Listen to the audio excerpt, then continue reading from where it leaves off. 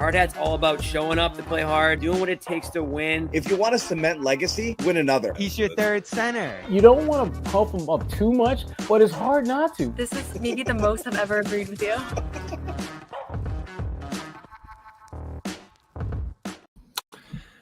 Hey, Boy Manning here, and welcome to a Friday edition of the Garn Report. Checking in here with Brett Siegel from ClutchPoints, and we're back from Summer League. We're about to get into the quieter part of the offseason, but still a lot of unfinished business for a lot of teams, Brett, and Celtics certainly among them here. I don't think we're done seeing this team make moves yet at this point now. Is that going to happen soon? Is that going to happen down the line? I have no idea, but wanted to toss some stuff around with you here, and welcome on. Great to have you here for the first time. I thought you were going to be wearing a bucket hat. I thought that's just your signature look. I was shocked to see that you're actually wearing a normal hat. Only in Vegas, only in Miami. Yeah, we're back in Boston, baby. But yeah, it's been a fun couple weeks here. I know you were out a decent amount of Summer League, right? Yeah, I was there for a week. The last few days, that's I think you guys were still there, right, for the last few days? Noah was there. I went off to Portugal. Noah was there. Yeah, she's crazy, man, to stay there the whole time. Like, I don't know how people do it and stay there for the final few days. But hey, she got to see a championship game. Yes. Yeah. The Hornets won the championship out Summer League. That's a very Summer League champion kind of team, I thought. And the Celtics did pretty well. They went 4-1. We're not going to get into a ton of how they did out there. I want to focus on some of the moves that could potentially happen. And we did get a small one yesterday. They cleared a roster spot by waiving JD Davison. We'll get to that a little bit later here. But I think the two names everyone's most interested in are Anfernee Simons, who came back from the holiday trade from Portland, and George Niang, who actually was on my plane coming back from Vegas. He was out there watching the Celtics and then flew back to Boston. He was at the Connecticut Sun game, got to see Jaylen Brown. You know, Celtics fans were thrilled about that because they had some little beef from that playoff series a couple years ago. So I guess they've squashed that. But everyone's question right now is, are these guys sticking around? And they haven't introduced them, which I do find interesting. They haven't given them uniform numbers, which someone pointed out to me, but they have been at the facility. And obviously there was weeks there where the trade didn't go final and then went official, and they both joined the team. And there was a lot of reporting and rumors that you could retrade one of those guys, but they didn't do that. And there's a restriction on their contracts. They can't be aggregated with other players. So you can only trade these guys one at a time until September 7th. So that might be the holdup here. But are you hearing anything here? What do you think is going to happen with these guys? Yeah, I mean, me and you kind of caught up at Summer League, and we talked about a little bit of, hey, they're still putting out feelers, seeing what's available out there, what teams would potentially be interested in these guys. The word I'm getting is that it doesn't seem like that there's anything really brewing in terms of the Celtics making a trade involving Simons or Niang. It's just kind of seeing what teams would be interested and taking that knowledge into the start of the season, and we'll see where this team does at the trade deadline. I think that that's really the avenue that the Celtics are operating with right now, where obviously if a trade came their way and it was exactly what they wanted and the type of value that they could get for Simons or Niang, they'd make the trade right now. And any team would for any type of player in which they see absolute crazy value for. But the sense I'm getting is that they're just going to kind of roll with this roster and roll with the guys that they acquired this offseason into the regular season, see what kind of roles they can have, especially a guy like Simons, who's young, final year of his contract. If he turns out to be an absolute diamond in the rough for them, all of a sudden that's a guy that you can extend and keep a part of this core and be your point guard moving forward next to Jaylen Brown and Jason Tatum. So I think that there's still a lot of unknowns that need to be figured out here. Obviously, one of them is introducing these guys to the team and actually saying, hey, they're on the Celtics, giving them jerseys and whatnot. So we'll probably see that happen. I hope soon. Otherwise, this noise from Celtics fans is going to get louder about a trade potentially brewing. But I haven't heard of anything really on the burner in terms of a trade being made with the Celtics. There were those rumors the first few days of Summer League that came out about there being a deal with the Memphis Grizzlies, and we were scrambling trying to figure out, what does that mean? Is there a John Conchar deal? Are they moving Sam Hauser? Could it be Anfernee Simons? I heard that those talks took place well before Summer League, and it was just now getting to us because we were all there in a hub, and that's how rumors spread. But it doesn't seem like that there's really anything on the burner right now, Bobby. Yeah, for sure. And I think the holdup with the introduction, in my best guess, is ownership hasn't changed over yet, and we're still waiting on the official vote with that. So I could see all these guys being introduced that, something where the owners introduced, like, all that sort of stuff. So Makes sense to do it all at once. Yeah. And, just keep the door open to anything potentially happening over the next couple of months here. It stinks that you can't do anything till September. So there's going to be a couple of months here potentially where these guys are just kind of floating in limbo. But, that's how it goes in the offseason. We're seeing more and more stuff get done later into August. The restricted free agencies, we'll get to some of that stuff here as well. And for the Celtics, there's still a couple of rumors floating around. There's, a Ben Simmons thing here. Like, could they be in on a guy like that? Obviously, there was some guys on the Summer League roster like Charles Bassey who showed out. They've done a couple training camp deals at this point. As I counted out after waiving JD Davison here, I think they're up to 19 out of 21 offseason roster spots, or at least for training camp at this point. They signed a couple guys from the Summer League training camp, or for training camp at this point. Hayden Gray, I believe, and Jalen Bridges. So they have 14 out of 15 roster spots filled, mostly guaranteed contracts. I think all of those guys, including Simons and Niang, are here for at least now. And then they typically leave that last roster spot open, especially in a tax situation like this, where they're 80 million, I think with the JD Davison cut, they're $73 million in tax right now. So, they're in a weird spot where, this probably isn't going to be the end of what they do here. But I know the Boston Globe reported yesterday that nothing's imminent here. And I do want to toss out the Ben Simmons thing your way, because I know there's a couple of teams that are interested in him. And, there's been a few reports now that the Celtics are among them here. I find this one hard to believe because I can't imagine he's the kind of guy that wouldn't be guaranteed at least a minimum at this point. And then you're guaranteeing effectively 15 roster players. And we'll get into the actual fit here with Simmons in a second. But is this something that is realistic to you, Ben Simmons joining the Celtics? I feel like we've talked about it for years now.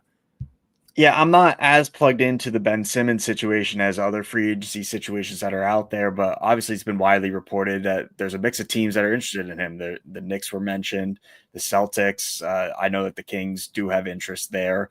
But that's mainly the three teams. There was a fourth team mention of the Phoenix Suns, but they have not shown any interest in Ben Simmons at all this offseason. They were dialed in on the Marcus Smart situation until he was bought out and signed with the Lakers. They thought that they had a legitimate shot to get him after buying out Bradley Beal.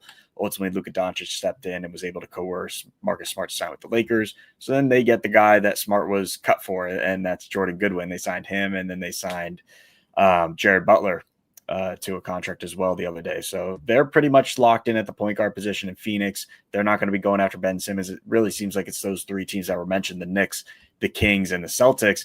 And I kind of agree with you that I don't necessarily see the fit with Boston. Like, yeah, he could be another playmaker, another facilitator, but we expect the Celtics to take a step back this season and kind of retool and see where this roster's at and see which pieces are going to be there moving forward.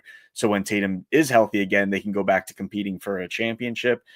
Maybe you try Simmons out for a year and that's your test run with him. But I don't see it like you. I don't think that it's a realistic landing spot.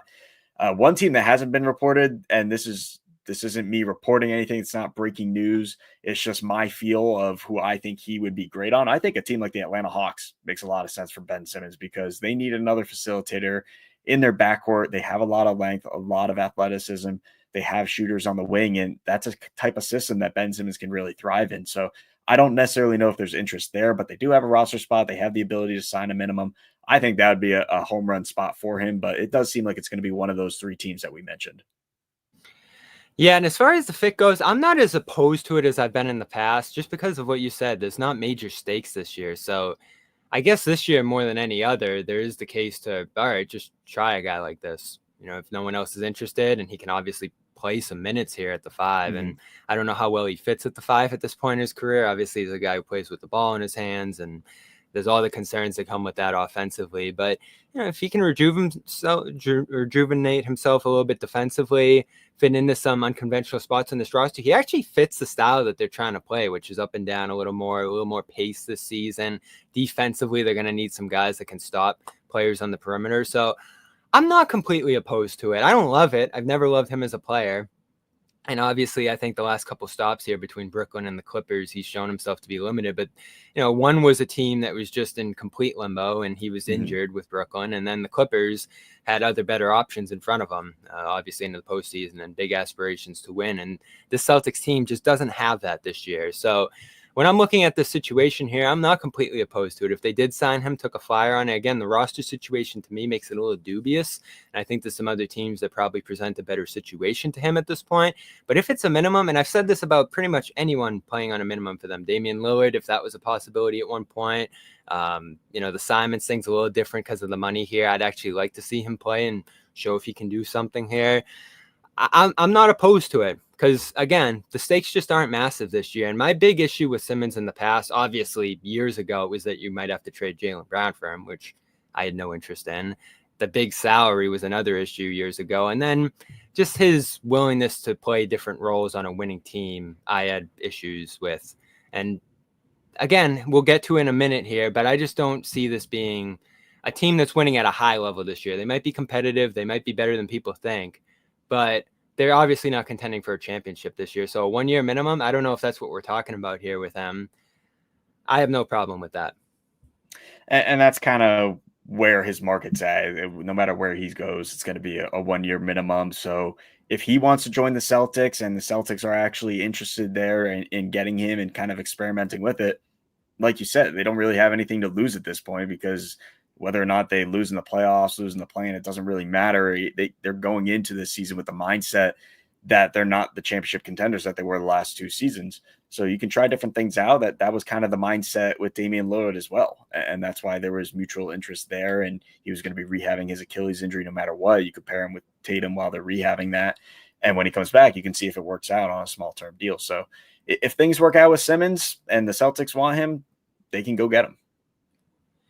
All right, we're going to give a quick shout out here to Prizepicks before we get to some of the other things going on in Celtics land right now. And it is summer, but it's a great time to see all the action going on over on Prizepicks. And I love the experience, whether it's women's basketball or baseball. You can actually experiment a little bit with both here and pull players from both leagues. Shohei Ohtani is going to be in Boston this weekend, so you can add him to your team, go more or less on the home runs, the hits, all the different stats there on the baseball field. And then, of course, on the women's basketball side, hopefully Caitlin Clark's going to be back soon, but Asia Wilson, Angel Reese, more or less on points, rebounds, assists. That's what I'm looking at there. And again, you can combine leagues with Prizepicks, different sports, different players from different sports, and build your daily fantasy team. And that's what it's all about over here on Prizepicks. You're building your daily fantasy lineup every day over here. And it's not a full season commitment. So as football is coming up here, you can try out every week a different football team. And I'm getting excited for fantasy football as well right now. And over on Prizepicks, if you use the code CLNS, play $5, get $50 instantly when you play your first $5 lineup. And again, lots of great promos going on all the time, free squares. They'll, with Caitlin Clark, maybe sometimes they'll give you more than 1 point, and that's 1 of your 2 squares. You can do obviously more than that, but just a great experience, easy to use. They've made daily fantasy sports accessible over here on Prizepicks, and I like to sometimes just jump in and see what they're expecting different players to do on any given night here. So again, right now it's women's basketball, it's baseball, there's esports, there's all kinds of stuff, and you can win up to 2,000 times your cash over on Prizepicks. So go over there, build that first lineup, download the app, play $5 and get $50 instantly over there on the Prizepicks app with the code CLNS to let them know we sent you over there. Again, that's $5 lineup and you get $50 instantly. You don't even need to win to get the $50 bonus here. And it's Flex Friday, which when you opt in, tap the checkbox in your lineup builder, you're eligible for the protected play. So you can choose squares from any game on the board. And if your lineup does not win, you get your net losses back and promo funds up to your promo limit as soon as your lineup settles. So again, go check that out. CLNS is the code, prizepicks.com. CLNS, $5 gets you $50 instantly after you play your first $5 lineup. That's Prizepicks. Run your game. So the other thing that happened with the Celtics here yesterday was JD Davison getting released. And he was a good story here in Boston for a couple of years, Brad. He was Brad's first draft pick that actually played for the Celtics, but he mostly spent time in Maine. He was a good developmental piece for them. He got much better. other players got better from playing it around him. And I think that's going to be the story that we write ultimately when we look back at Davison's time here. But he really just couldn't break through the NBA side. And I think he only played in like 16 games this year, and that was a career high. Only shot 35% here. So I'm interested to see what's going to happen with him here. I don't know if you're hearing anything about where he might end up. That to me is the question here is, why they made a move like this. Like, are they going to fill his spot? Are they just looking to cut ties with him now and reap the tax benefits? They get below the second apron in this move a little bit too, or, are they trying to let him go to another opportunity here potentially? Yeah, I think it's a little bit of a mix of everything. Obviously, there wasn't going to be a path moving forward for him on the Boston Celtics roster. And so they release him, and we'll see if he gets another opportunity in the NBA. I do know that there's interest overseas in him, and we'll see if that develops. But it really depends on if he gets a training camp invite with somebody else, or if somebody wants to take a chance on him, maybe a rebuilding team. But from the Boston Celtics standpoint, it was basically a move to get under that second apron, and they achieved that. So now you get rid of all those restrictions. You've checked off another box of your to-do list this offseason, and now you can kind of create flexibility for yourself and open up optionality for how you want to move forward with this roster. And obviously we talked about with Anfernee Simons and George Niang of maybe you could look to move them again in September before the season. Maybe something opens up there, and now you have the ability to aggregate those salaries if you want. So it was mainly a move to get out of the second apron, and we'll see more moves even before the trade deadline of the Celtics just cutting costs to get further below those tax lines. Yeah, and there's still a lot of room for them to go here. I think they're at $73 million in luxury tax. That's a lot for a team that might not be that great here.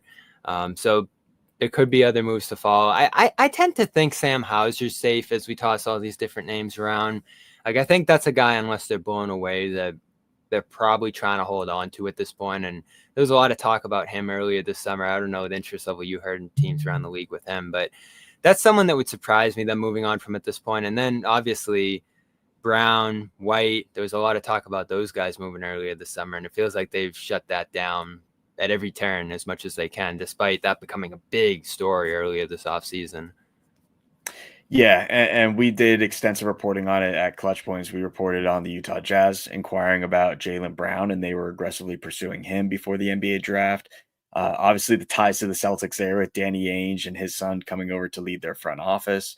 And then we had the Derrick White scoop as well, where the Toronto Raptors were a team that inquired about Derrick White. They were putting a package around the number 9 pick.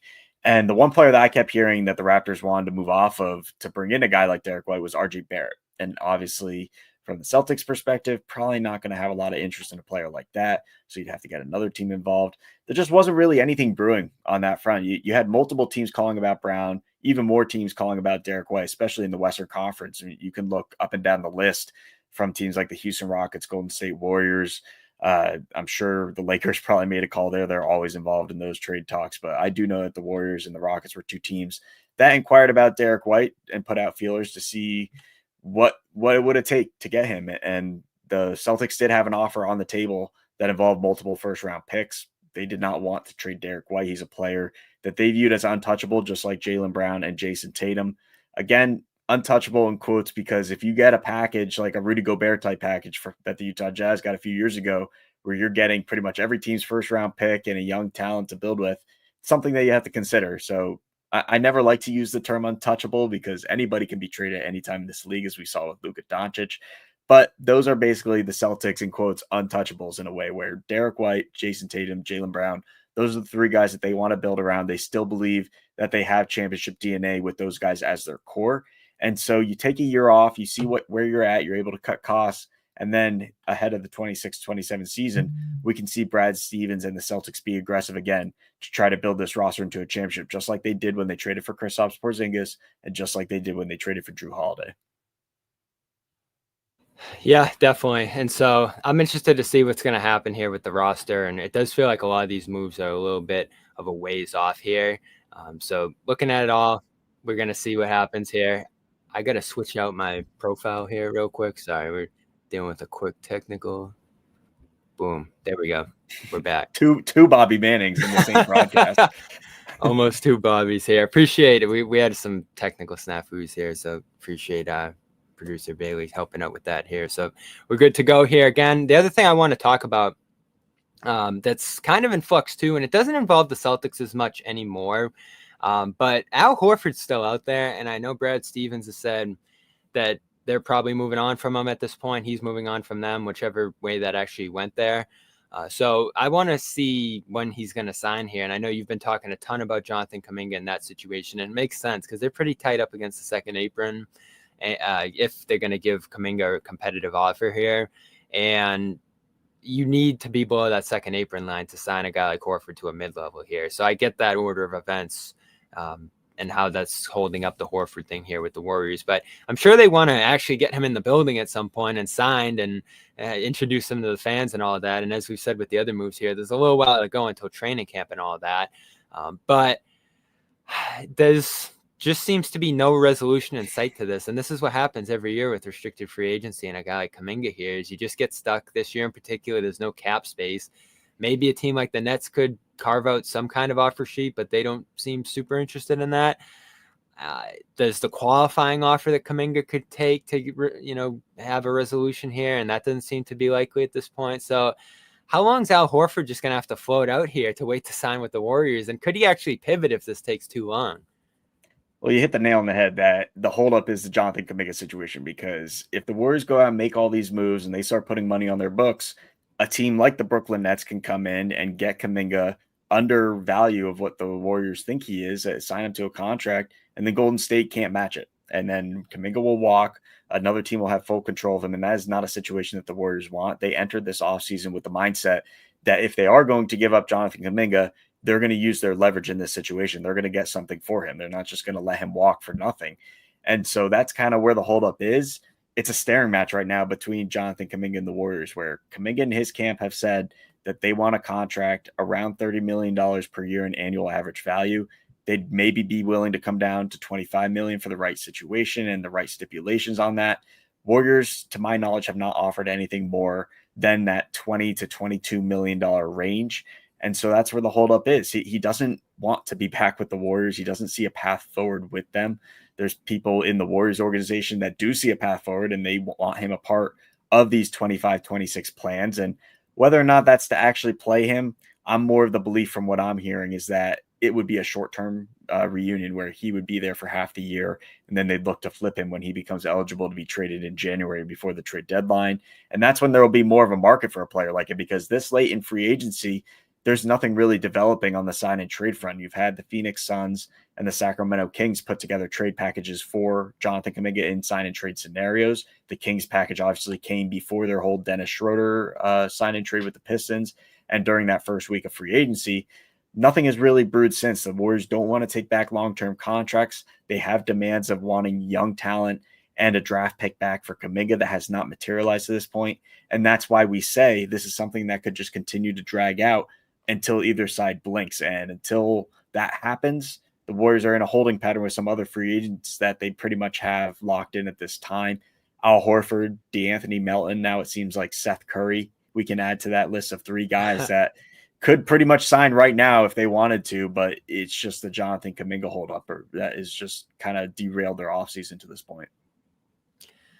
Yeah, and the other question I have with Horford is how long of a commitment is going to be with him here in the Warriors, because obviously he's at the late stage of his career, but I've talked about how he sees potentially multiple years left in his career at this point. So that's what I'm most interested to see, and I think a lot of Celtics fans will be interested to see, because if it's 1 year or 1 year with a player option, he could be back in free agency next summer, and who knows what the Celtics are doing at that point, and maybe he'll want to end his career in Boston. Again, I haven't heard anything about that, but it's just something that floats in my mind here, because obviously there's going to be a bit of a gap year for Boston, and if Horford signs for 1+1 or just 1 year with the Warriors, I think every Celtics fan immediately was saying, all right, he's going for a championship there, and then he'll be back next year. And that's always a dream I think every sports fan has when a player leaves, and it might not actually come to fruition. Of course, it did before with Horford leaving for Philly and then eventually ending up back in Boston. I know he'd love to retire as a Celtic, whether that's ceremonial or that he actually gets one last run with the team eventually.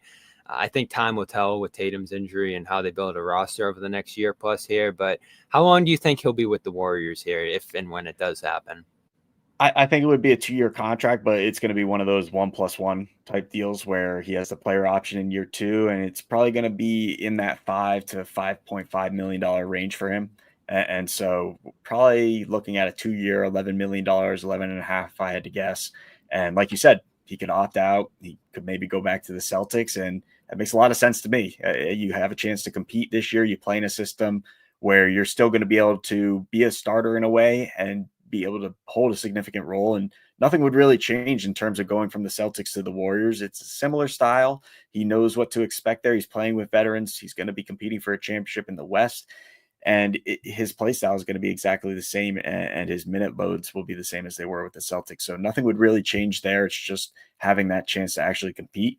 And then he could opt out. Maybe his value goes up in free agency and he either re-signs with the Warriors or signs with a different team. Maybe he goes back to the Celtics if they want to get the band back together to chase a championship, and then he retires. So it's definitely an interesting proposition that you bring up there, that he could go back to the Celtics. And I'd be a fool to say that I haven't thought about that as well.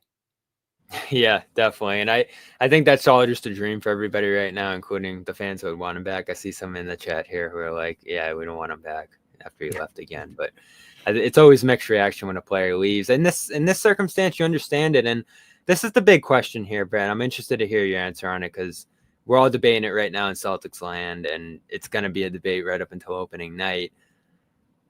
Is this going to be a tank year with the Celtics? And I know they're not looking at it like that.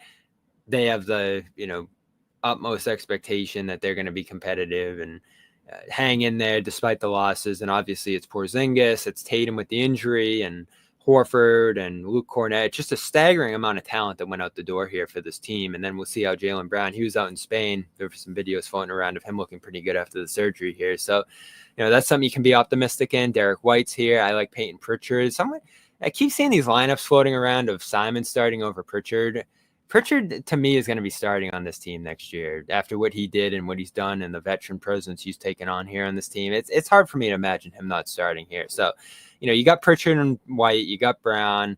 Hauser, to me, if he's here, he's another guy who's just been here long enough to think he's going to be a starter. And then who knows at center with all those guys departing, what's going to happen there. I know I'm excited about Kata getting that opportunity, but could go in a million different directions. So if everything goes right, I think that's a competitive roster, but not everything goes right during an NBA season. Like one star goes down for a little while, all of a sudden you're in a really thin position with this team. And then again, center's a tough position to be thin at and have questions up and down the depth chart at that spot. Like there's no player on that depth chart when you look at it who's played a full season of NBA basketball night in and night out. So I mean, that's like in this positionless game, that's the one position that's left. And that's the one that has me fearful that this season could go sideways for them, despite talent at other positions, at least at the starting roles in those spots. So when you look at this team, like, I don't know if I'll have you rank them in terms of East teams or just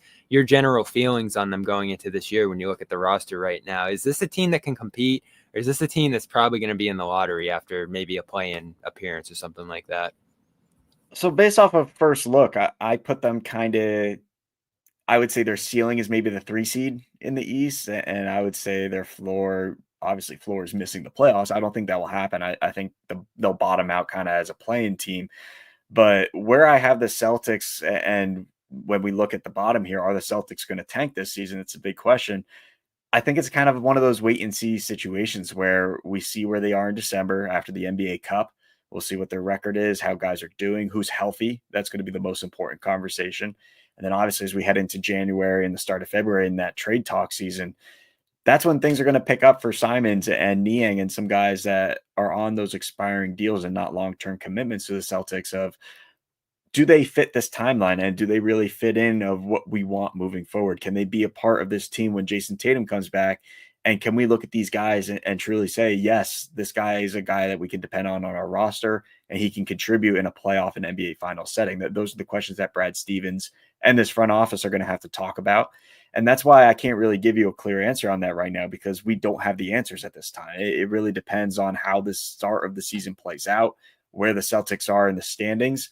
And obviously, if they are competitive, let's say they're in that 3 seed, 4 seed range by the time the trade deadline comes around, maybe they do a little bit of buying. Maybe they shop a guy like George Niang or Anfernee Simons and try to get 2 or 3 other guys that can fit this roster better, and they can be some good players moving forward that aren't on long-term commitments, but maybe they have another year left on their contract and they can be a part of that 26-27 team. So it's just kind of wait and see at this point, and we'll see how these new pieces fit in. And I know that Brad Stevens and the Celtics are optimistic about Anfernee Simons. They think that he can be a real asset to them and a very underrated move from this offseason.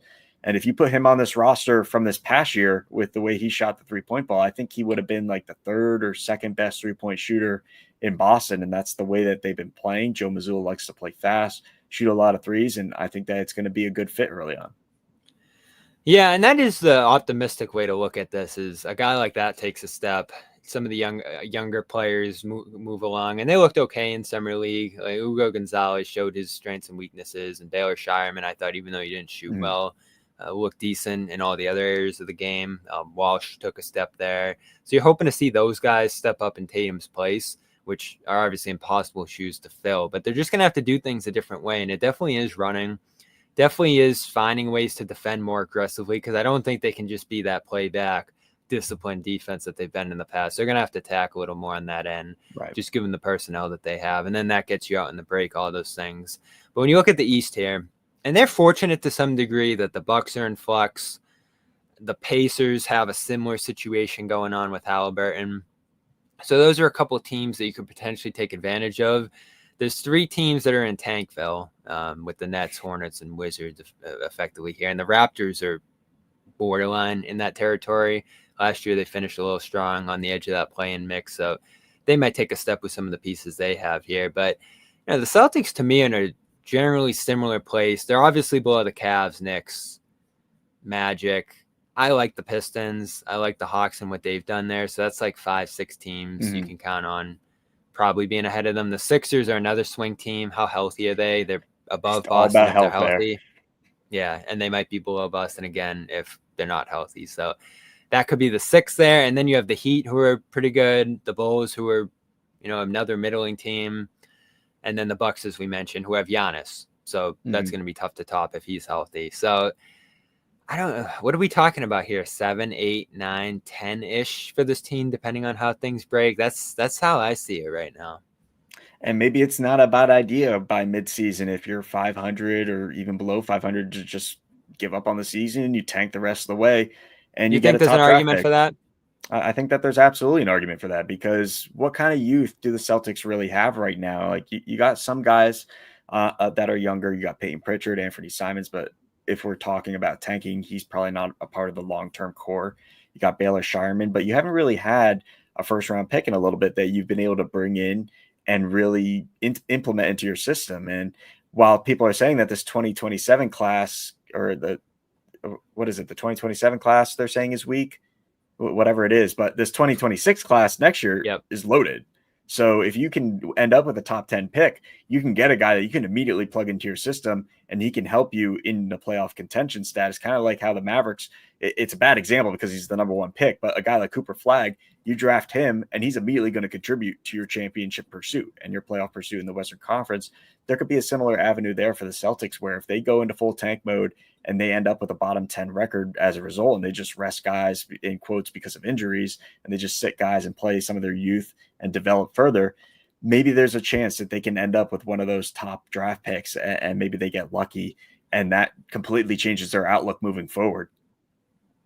Yeah, and I get the argument for it. To me, it's the difference between starting the year with that intention versus seeing where things are going, injuries, losing, all that stuff that could lead you to say, all right, we're going to pull the plug here. We're going to manage some guys. We're going to make some trades that maybe make the roster a little bit worse in the short run to put you in a position to make additions in the long run. But they have 3 strengths right now, if you're looking at it, and that's a lot of money coming off the books this summer, which will give them some extra flexibility next offseason. Not a ton, but some, below the first apron at least. The hope that Tatum will come back and you have that Tatum Brown core into the future, signed through like 29, I believe. So that's a pretty long runway for them to rebuild this team with those guys. And then, of course, like you said, a good draft here. So you don't have to necessarily be number 1, although that would excite a lot of fans if they could get AJ Dabansa or someone like that here, from Brockton. So that's another strength for them this year, is that they're in a good draft class to potentially take that step back. But I want to see them at least start the year with the thought of, all right, let's try to do as solid of a job as we can competing and hanging in things this year, just from a morale standpoint. Because Jaylen, Derrick, Peyton, some of these other guys, you don't want to demoralize those guys by just having lackluster talent around them and they're losing a ton of competitors. games. And those even guys Joe have proven Mazzulla. How is Joe champions. Mazzulla going to handle this year? Exactly. Like, it's going to be difficult if they're losing games right off the bat, and there's no center who proves to be reliable, and then they start pulling the plug beyond that. Like, I do think there's a artful, delicate way to do this that isn't just let's just tank like crazy this year. Because the other factor here too is tanking doesn't always work, as we've seen in recent years, especially for the teams that have embraced it. And for the teams that do embrace it, like Brooklyn and some of these other rosters, these rosters are completely stripped bare of talent to put them in positions to lose 60 games or so.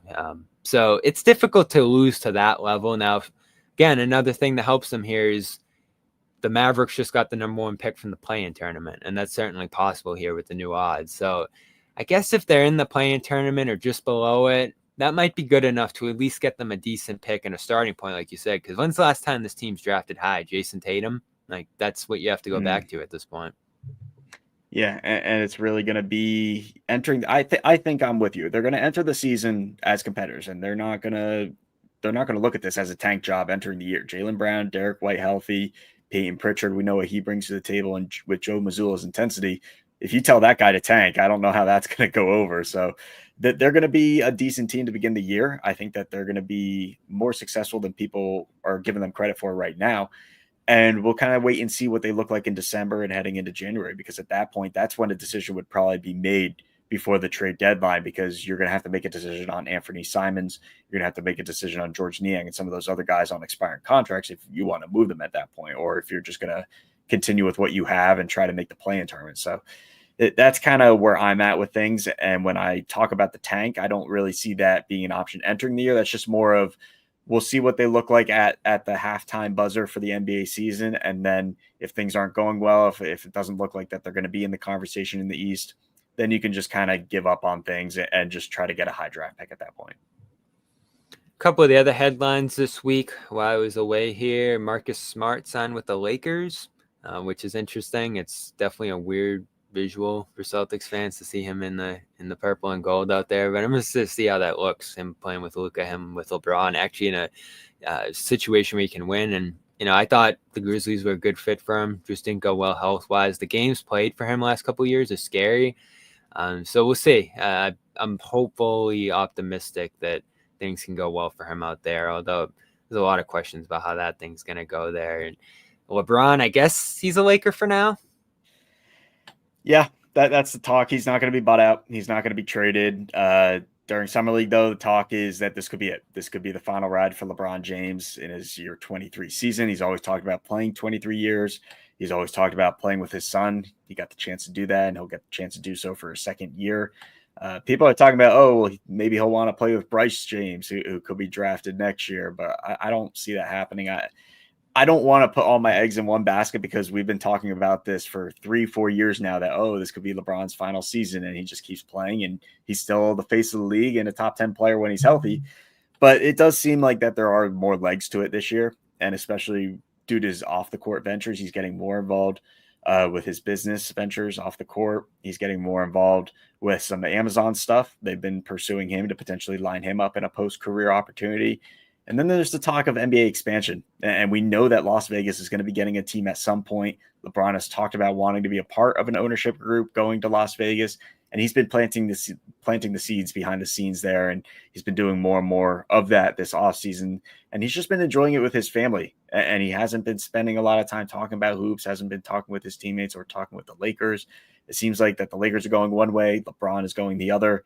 And the way in which LeBron is going, it most likely could lead to a path to retirement. That's just the assumption coming out of Summer League. That's what people are talking about. There's no firm reports there that that's what's going to happen. But if something will happen, it's going to happen in August. So these next few weeks, it's going to be kind of LeBron watch for us of what's going to happen there. The other thing that happened here, Lillard back to the Blazers. And It was a little disappointing to me. I think a lot of people in Celtics land got captivated by the idea of him coming here and having the Bucks pay for it and him rehabbing alongside Tatum and all of that, especially with just the, again, staggering amount of talent that's gone out the door here this offseason. Would have given them a little more hope for next season beyond this one. And so that's not going to happen here. Didn't expect the Blazers. I was actually out in Portugal when this happened. It was like late at night at a dinner, and I was like, oh, wow.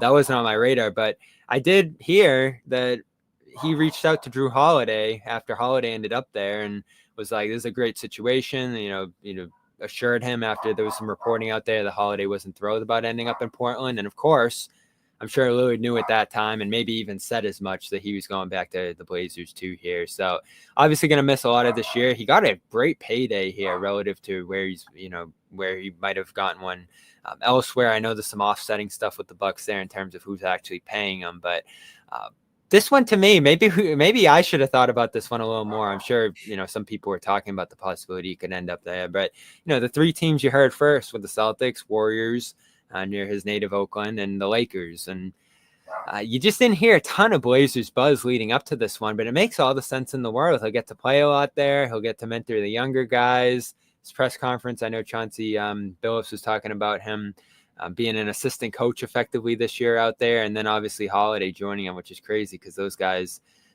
were traded for each other just a year or two ago at this point in the initial Lillard trade that had him going out to Milwaukee. So again, what we talked about earlier, Brett, you always think, all right, could a guy come back one day to the team that he was initially with? And this one happened just 2 years later. And again, he'll miss a lot of the season, but this is a team that's slowly trending upwards. And I guess he'll get to be a veteran presence. And if he's anywhere close to what he was doing last year, a pretty effective contributor for a team that might have playoff aspirations that year he's back. I don't know about this year. I know they were close a year ago, but there's an up-and-coming roster here that's pretty intriguing.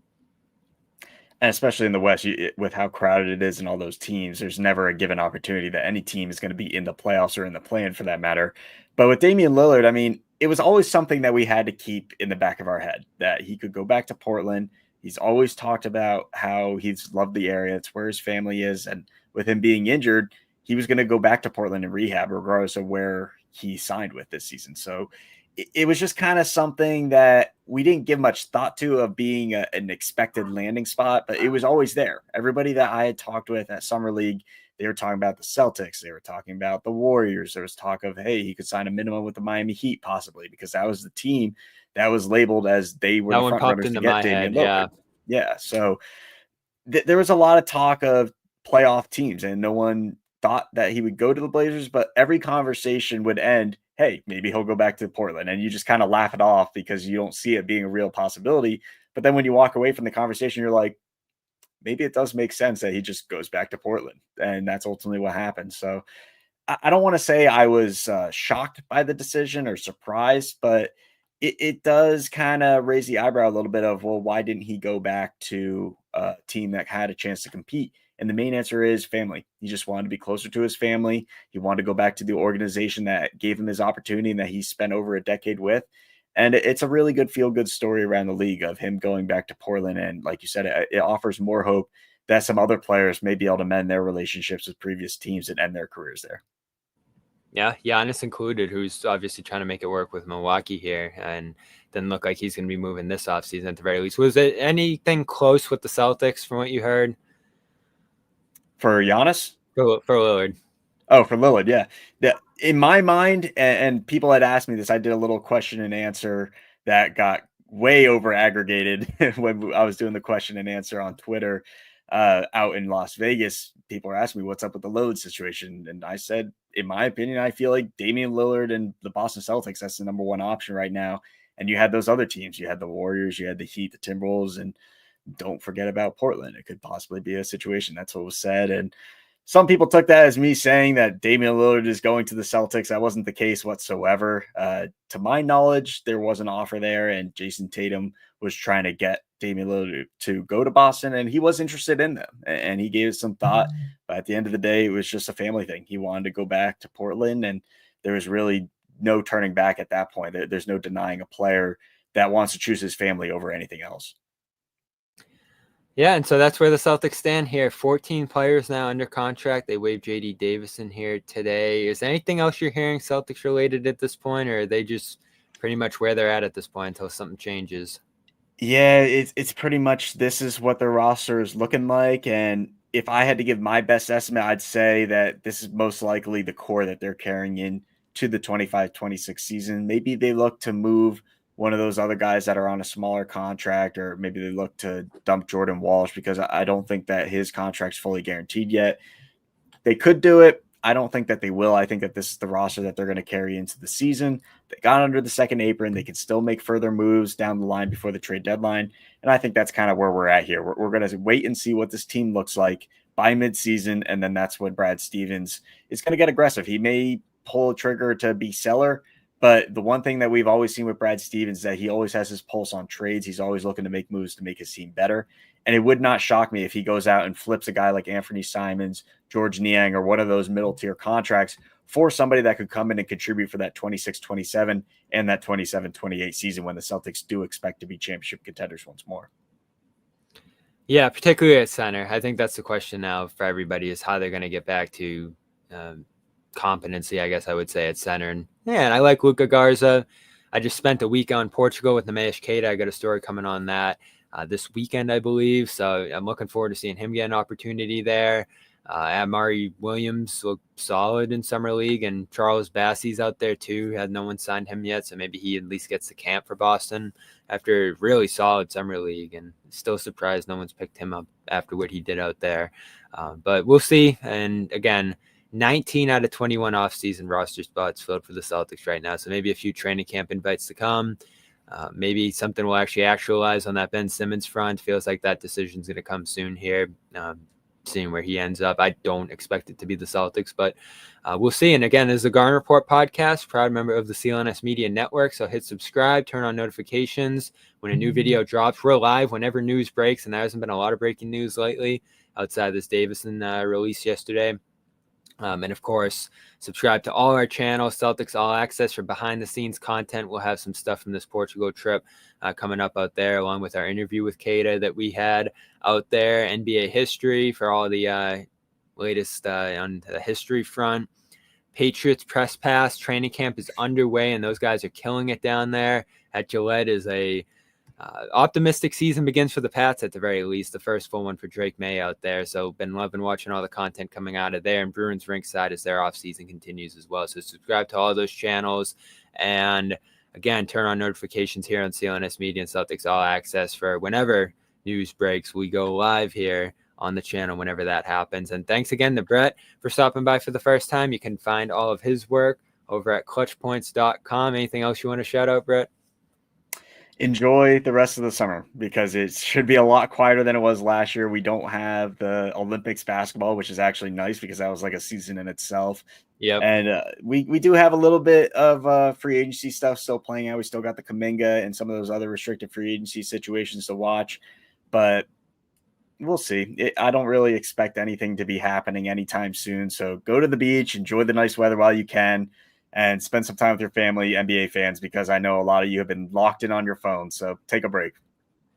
That sounds good to me. Thank you, Brett. And we'll be back sometime next week. Again, news breaks. We'll go live. If not, we'll probably have about a show every week at this point in the off season. So some more information on that when it comes. And again, show some love to our sponsor here, Prizepicks. Use the code CLNS, play $5, get $50 instantly. Again, great stuff in the women's basketball world right now, as well as baseball. This is going to be Ohtani in Boston here. I'm hoping to go see him one of these days as well. So I'll be putting him on my Prizepicks team. And again, when you play $5, you get $50 instantly over there with the code CLNS. And that's it for us here today.